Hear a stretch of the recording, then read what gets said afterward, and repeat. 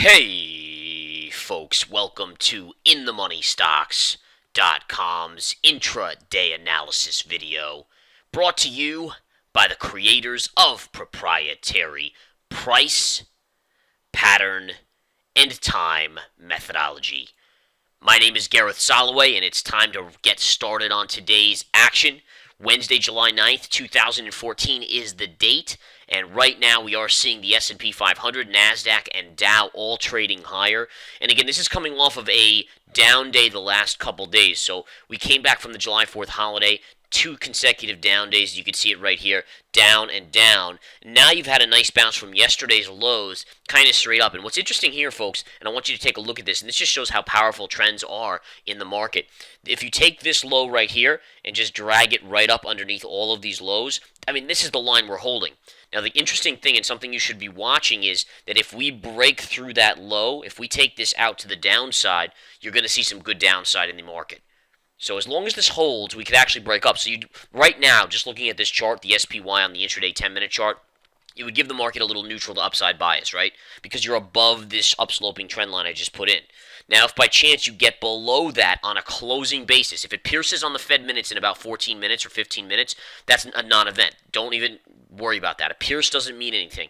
If it closes below, you could see some heavy selling come in the markets. So watch that very closely, folks. If you don't see a breakdown, look for the markets to go up to this gap window, the 200 MA right here, and then ultimately there's a gap fill level with a lot of resistance right up here, which would be a great little potential scalping opportunity.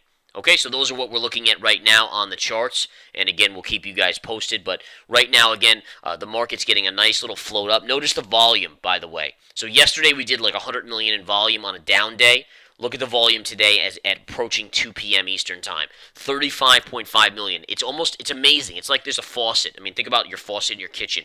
You turn it on and water comes out, you turn it off and water stops. And right now, the faucet's been turned off. And now, granted, everyone's kind of waiting for the FOMC minutes. This is the minutes from the last Fed meeting. It's not a new Fed statement by any stretch, so don't think it is. It's just literally the minutes from the last meeting.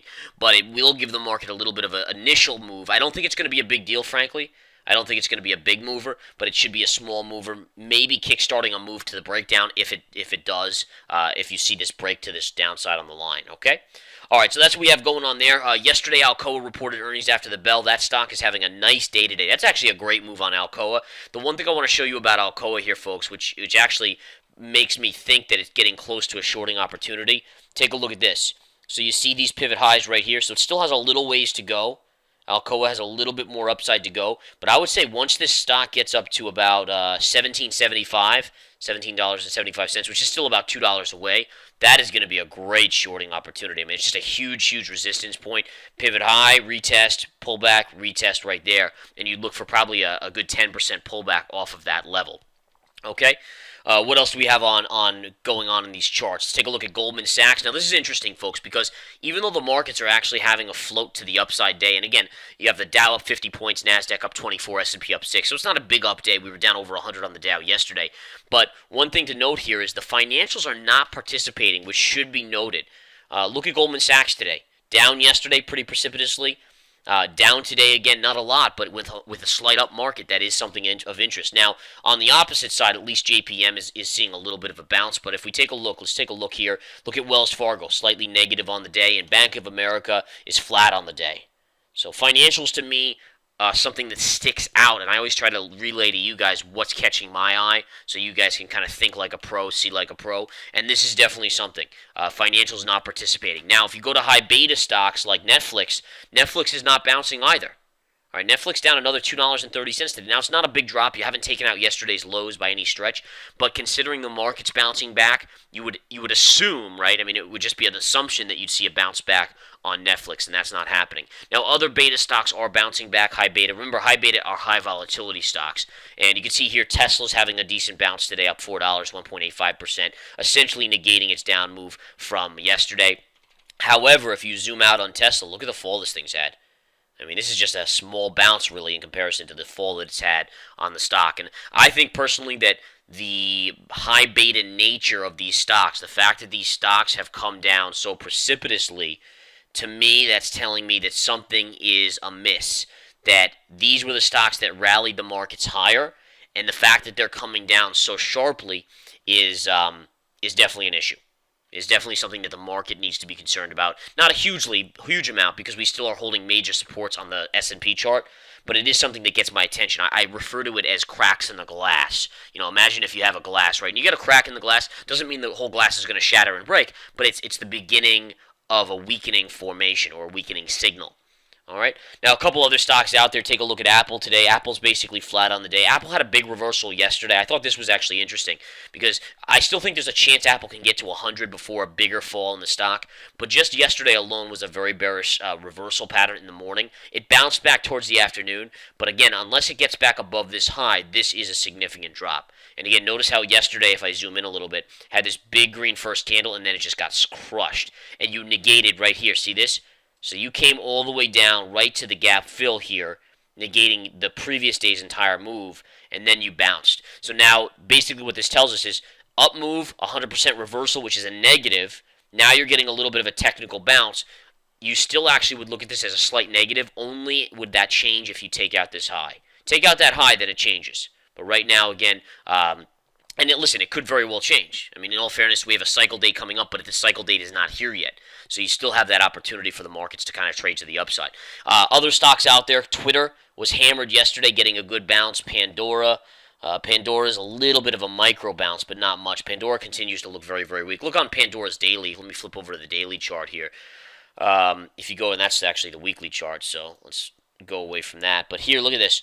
In 2 days, Pandora literally wiped out like 3 weeks of price action here. I always think that's amazing when you see that type of movement. So this thing was creeping higher for like 3 weeks from the 50 break right here, and then in 2 days it wipes it out. And look at today's bounce, very weak. It was up more and then came right back in. It's barely holding the flat line. That tells me that sure, you could have a couple pause or small bounce days, but this ultimately probably wants to go lower. And I don't think, there'll be scalps along the way for sure, but I don't think I'll step up in any meaningful way unless maybe it gets to double bottom here. I actually think it probably will go lower than that too. All right, if I zoom out, let me just see on this chart. Yeah, this will be support for sure, but then this is going to be your next support down here. And that price is $17.70-ish, $17.70. And there's a couple more down here, but that'll be your next big one after that. Okay? All right, let's see what else we have on the charts here.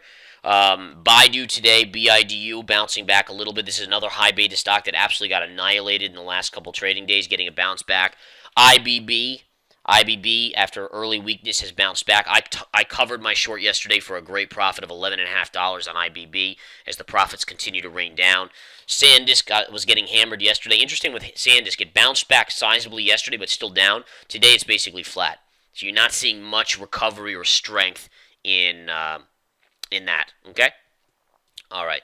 So let me just see what else we have here and go on to Zillow. Zillow also got hammered the last couple days. Good bounce back on Zillow. I think Zillow probably put in a longer-term top here, and now we just need PPT to short it. So PPT is price pattern time formation. If we get that price pattern time formation, then it's going to be good to go. So we'll keep an eye on that. All right. Other than that, folks, again, just waiting on the Fed minutes in about 7 minutes. The Fed minutes from the last meeting. Right now, the spiders are really just holding steady here and not really doing too much here. And I'm just trying to think and just flip over to the other chart here. Let's go back to the intraday on the spiders. Spiders are just floating up. Remember, as long as you stay above this trend line, you give the market a positive bias. A close below this trend line, on an intraday chart, you go into the negative, small negative bias. If it takes out gap fill, that would be more of a negative bias until you get to double bottom here. This upsloping trend line continues to be a miraculous trend line that is keeping this market floated. As long as on the daily chart, if you close below this line on the daily chart, then the market that would be the first time I'd actually go into a slight negative bias on the overall market. Actually, I'd be full out negative. You take this out, I'd be negative right here on a closing basis for the day. And then the Fed low from right here, which was the first big move up, which kind of retested, and bounced up. If you take out this line next, then I'd be more negative. To me, if you take out these two lines I just showed you, that's where I'd actually start to say, okay, very possibly we're in for a 5% pullback, maybe even a 10% pullback. But those would be the signals there. Okay? All right, so that's what we have going on there, guys, and I'm going to leave you with that.